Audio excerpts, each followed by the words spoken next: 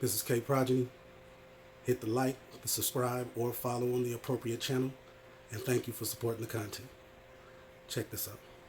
In your 30s, all of a sudden it hits you in the face and you just start to see all these flaws, and then you start to think that the only thing that you fucking want, and I'm not even kidding, it's like the only thing that you want is just one person that you can just completely rely on, that you can just do this fucking thing called life with, and a kid. Watch who you have babies with, because what you see ain't all what you see.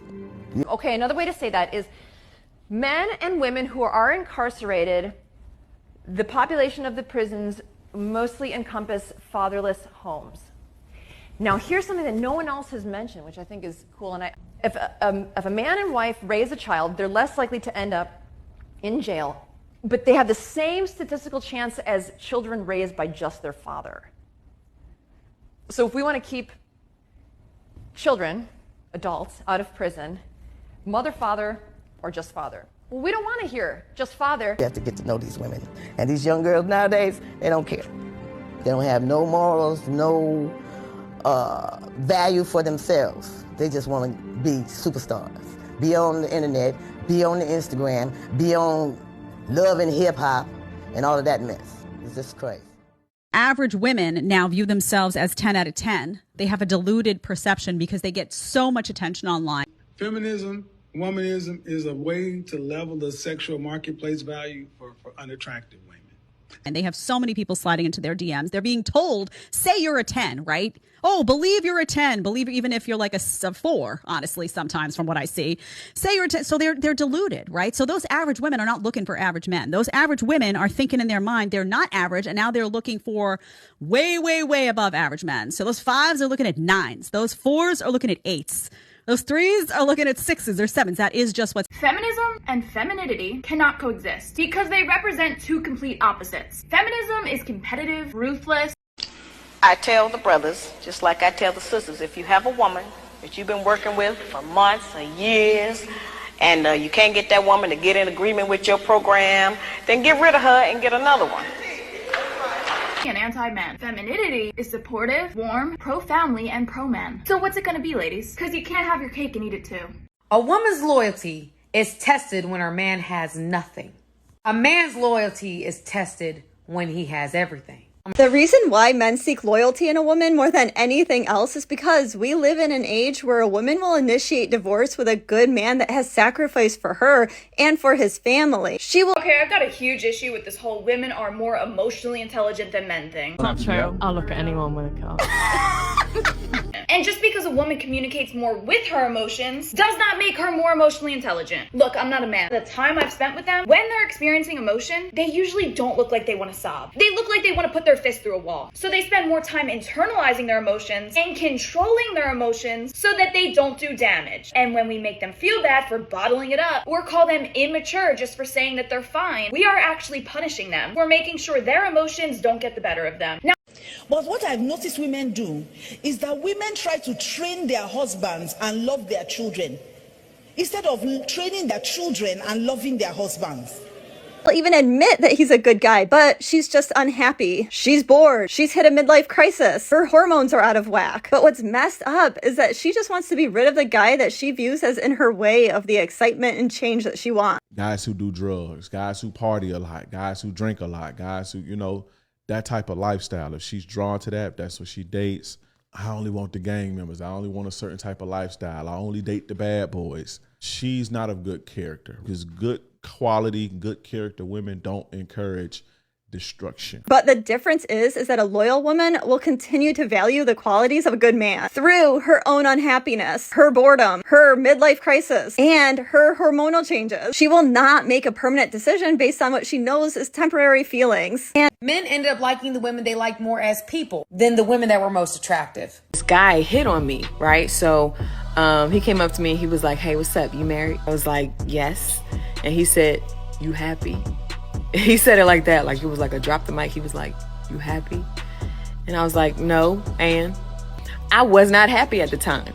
But what does me being unhappy have to do with whether or not you have a shot? About when a man gets with a married woman or a married woman gets with a man,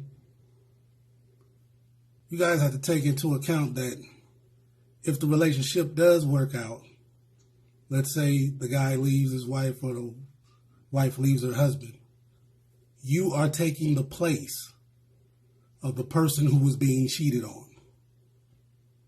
You are now in that person's position. And just like they told you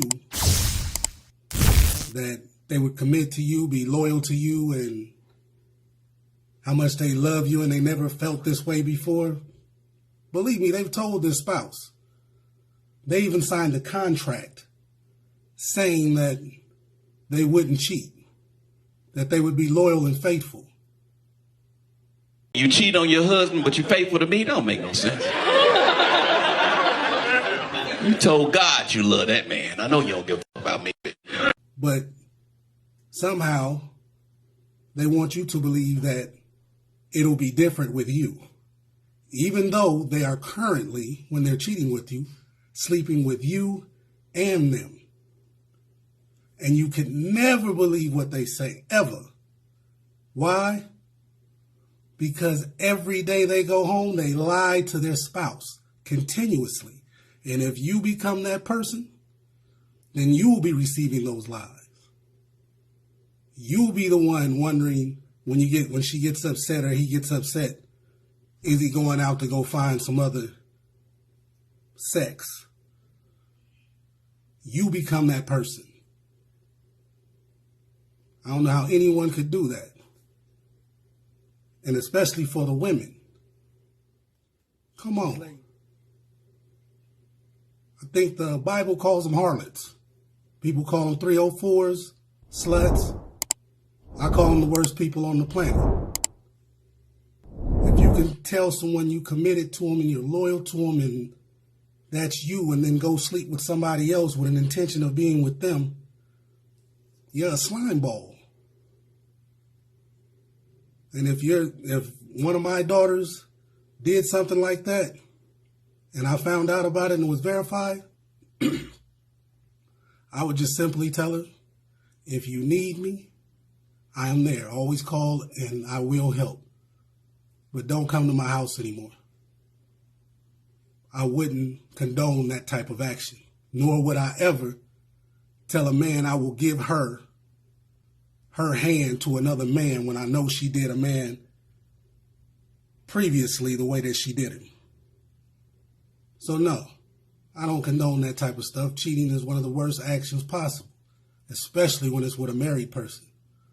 And another thing you people cheating got to understand is that the person you're cheating with, they see no value in marriage. If they're willing to break your marriage bond, they're willing to break their own. For women, if a man walks up to you or talks to you knowing you're married, he must have seen 304 in your character. Something in your eyes, something on your Instagram page, something on your Facebook page, but something told him you were approachable. Because if he thought you were a loyal woman, he would have never tried to get at you. He had to see 304 in you. The goal in marriage is not happiness. The goal is to build a lasting relationship that withstands the ebbs and flows of marriage. Some of y'all need to learn how to be unhappily married and still be content and still stay right where you are. Just because I might not be happy right now does not mean I won't get happy later. A man is gonna go where he feels like a man. Sometimes, if you don't build up your man and make him feel like a man, even when he's wrong, but you still don't dishonor him, he's gonna stay with you. If you have a woman like this, you have truly been blessed. Show God that you are grateful for your blessing. Treat her right. But if you beat him up, or if you are nasty to him, or you just treat him like trash, he'll go somewhere else and get that feeling. If you enjoyed the content, don't forget to hit the like and subscribe button or follow, and y'all be good.